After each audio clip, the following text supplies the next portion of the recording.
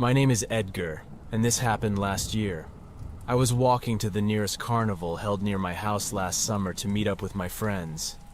The town has been hosting this carnival for us every year as long as I can remember, and I wanted to go at least once or twice a year.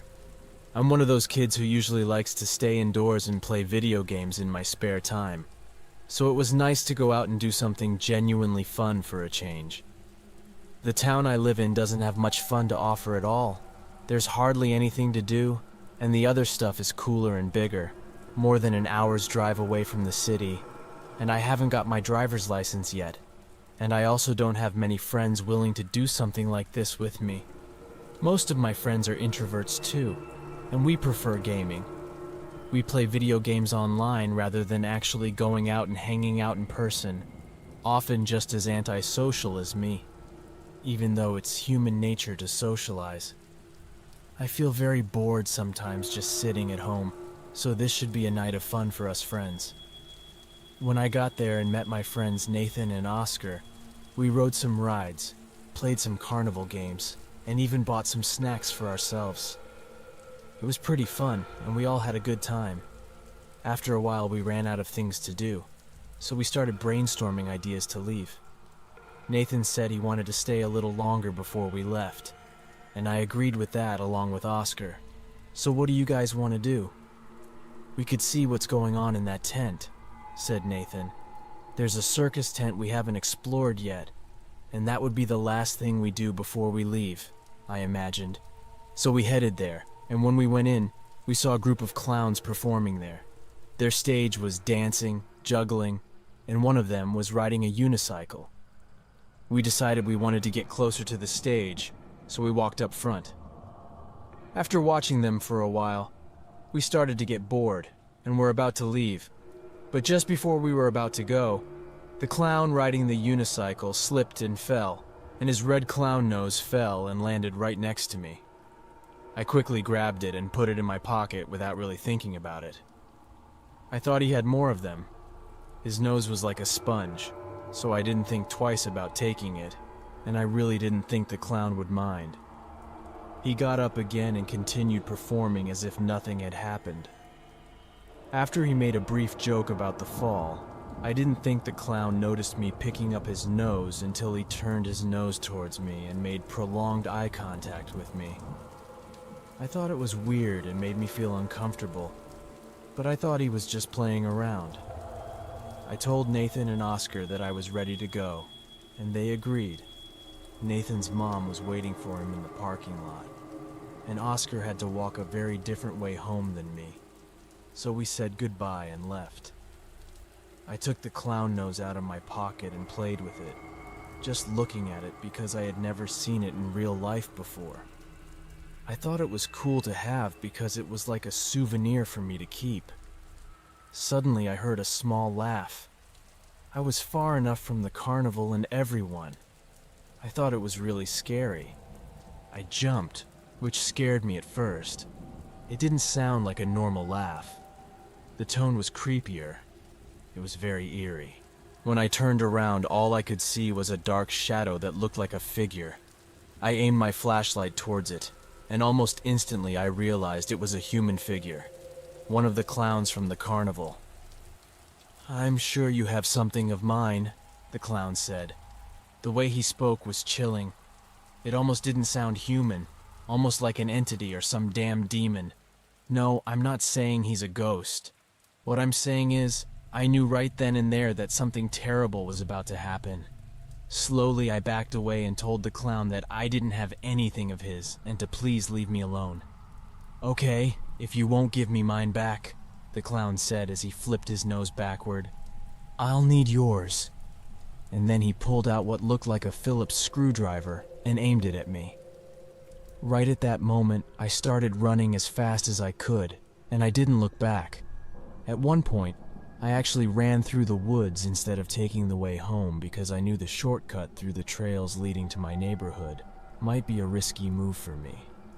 But I thought at that moment, and I made a split-second decision. I'm not even sure how long he chased me because I ran so fast he was bigger, so I doubted he could run as fast as me. Besides, I told my mom what actually happened when I got home, and she said we should call the police. We called them, and they showed up at our house, and we talked about what happened to me. They said they couldn't do much. They didn't know what the man looked like, which really pissed me off because I felt like there was something we could do, most likely done by that clown. There were a few companies we could contact and get a wait for us to find his real identity, but we never found out who the person was. I definitely won't be going back to that carnival again.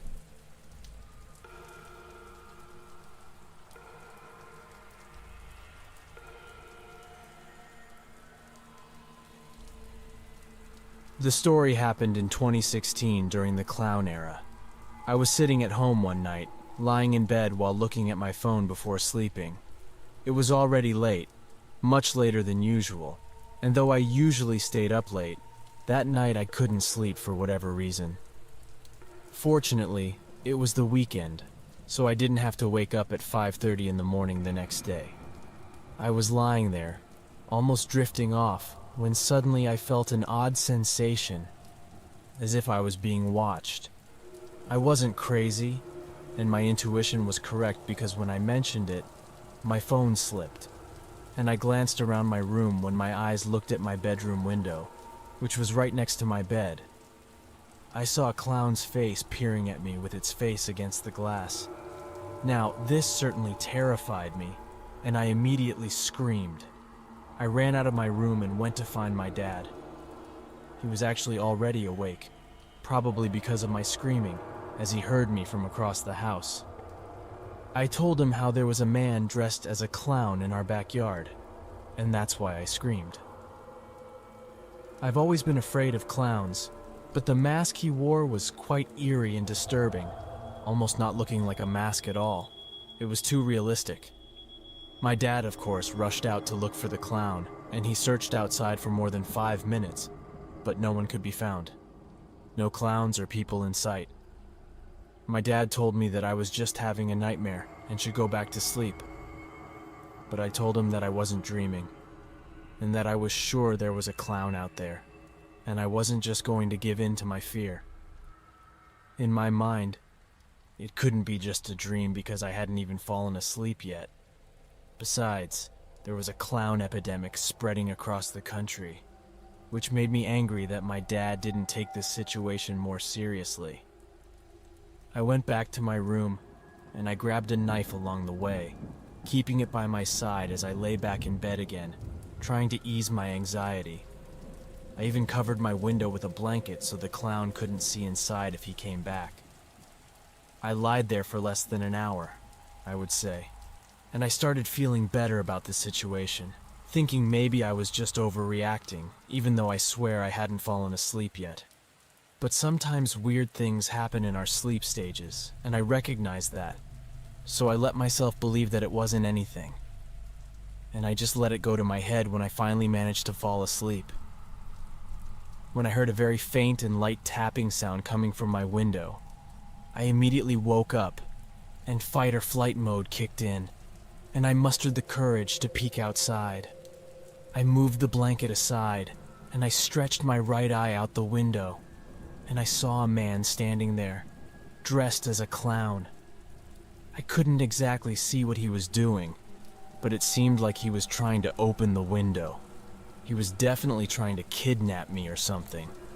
There was no question about it this time. I knew I wasn't dreaming for 100% certainty, and I didn't scream this time, and I wasn't sure if he saw me or not. I hoped he didn't notice me this time, and he wouldn't be scared and run away again. I rushed to my dad as fast as I could.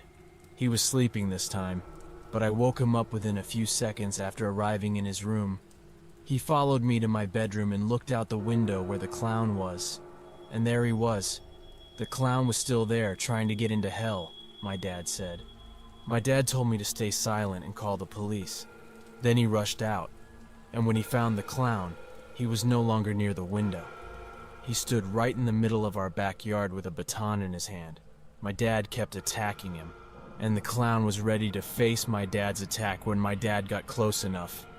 The masked man took a swing right at my dad, and somehow, My dad managed to dodge the blow, and he disarmed the man. My dad started beating this strange man mercilessly and almost killed the man by strangling him. My dad released the weird man, and only a few minutes later, the police arrived. We explained everything we could as best as we could. We went to the police, and they even went looking for him, but as far as I know, the police never showed up with him. We've never experienced an incident like this again since I thought the clown got the message from my dad. And clearly I hope that man is caught. But most importantly, nothing happened, and my dad was able to protect me. I was only 14 years old when this happened, so that's why I couldn't highlight myself too much. My dad is a true hero.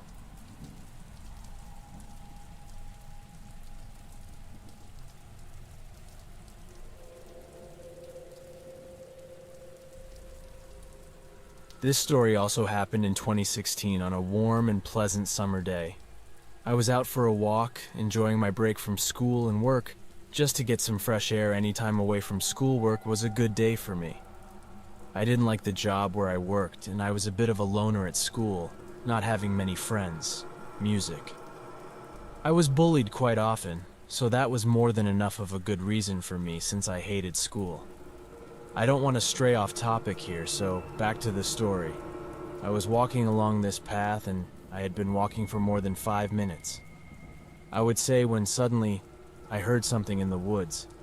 I didn't really think much of it at all because it was probably nothing out of the ordinary. Occasionally I'd hear a squirrel, or maybe a bird or something. The sun continued for at least a minute longer, and as time passed, it would dim further. Whatever it was, clearly moving in the same direction as me, but much faster. I kept walking, still not thinking much of the situation. I was approaching a bend in the path that sharply turned left, and just as I successfully passed the bend in the road, that's when I saw it. There was a man dressed as a clown. I stopped momentarily, and I stood there just looking at him. He stood right in the middle of the pathway. I don't know if you know about this or remember, but I'm sure you know that if you don't know, I want to briefly discuss it. Thanks. In 2016, there was a huge trend going around where people dressed up as clowns all over the world, especially in America. Most of them were just harmless teenagers who were bored and trying to scare people and laugh or whatever. But there were people out there with much more sinister intentions. I've also heard some horrific things happening in the news, where clowns were caught trying to kidnap, or even physically harm innocent people. I was shocked by this when I saw the clown in person, but I didn't want to look scared, because if he did have bad intentions, which I honestly doubted at the time, I didn't want to give him what he wanted, which scared me. Obviously, he didn't look like that. He was also armed, so I was sure I could handle him if he tried to do something crazy like trying to hurt me or whatever. He made awkward eye contact for a moment, and none of us said a word until I dared to ask him who he was. "Hello? Who are you?" That's all that was said. At this point, I realized it might be time to go. The man was still staring at me and didn't move an inch. He then began to walk towards me, and I took a few steps back, remembering that I didn't want to look scared. I tightened my grip and started walking towards him, and we got closer and closer to each other. My heart rate increased. He seemed to stop when we were right next to each other, but I kept walking without looking back, not even once. I then chuckled to myself when I realized I had successfully passed him, and he didn't look back, as I realized that I had worked hard for nothing. Besides, I had finished my walk, and I didn't see the clown again for the rest of my journey. Fast forward to the evening. I was sitting at home, preparing dinner, when suddenly I thought I heard something from outside. I opened the sliding glass door in my living room and stuck my head out, scanning my backyard with my eyes. There was nothing, no one in sight. There were plenty of blind spots where someone could be hiding, but remembering from where I was positioned, I deemed it to be just my imagination, and I was overthinking. I closed the door, locked it, and continued making dinner. Not more than 2 or 3 minutes later, I heard a knock that sounded loud and aggressive coming from my kitchen window. I jumped in fear, and my head hit the cabinet above me. That's when I began to experience a panic attack. Let me tell you that I didn't know fear until now. This was by far the most fear I had ever felt in my life. I grabbed the knife next to me on the counter and tried to look out the window, but it was too dark for me to see anything. I rushed to turn on the backyard porch light, and as soon as I turned on the light, and before I could open the sliding glass door, I saw it. It was the same clown from before. He stood right on my back porch just a few meters away from me. Looking back, I wish I had run out there and stabbed him or something, at least to scare him, but I didn't. It's hard to say what you would do in a certain situation until you're in that situation, believe me. I ran upstairs to my room and locked myself in the bedroom and started calling the police. The knocking continued, and I could hear it from upstairs. I didn't know who that person was, or why they were bothering me, or how they knew where I lived. But to this day, there's something telling me that it was someone who knew me, which made it more personal and scary if you ask me. I waited for the police to arrive, which felt like an hour. They actually arrived quite fast and got here in less than 10 minutes. The knocking continued, growing louder as time went on, and I remember thinking to myself when the clown started laughing in a very crazy and maniacal laugh, "Ha ha ha." I genuinely thought I was just waiting to die. I thought that at some point, the man would break in and attack me, so I had to stop him, even if it meant fighting him. I kept thinking to myself repeatedly, what if he really wanted to do it? I'm sure he could break into almost any window in my house and let himself in.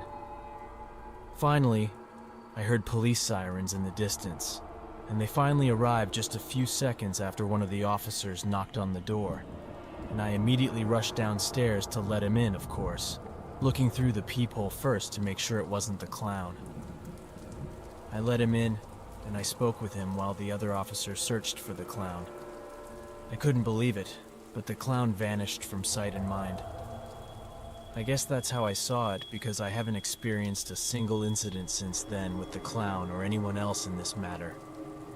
Sometimes even thinking back on this story, I can't believe it really happened to me. You never think something terrifying like this will happen to you until it does. Everything could have ended differently. What if the police didn't show up so quickly? In this case, law enforcement saved my life.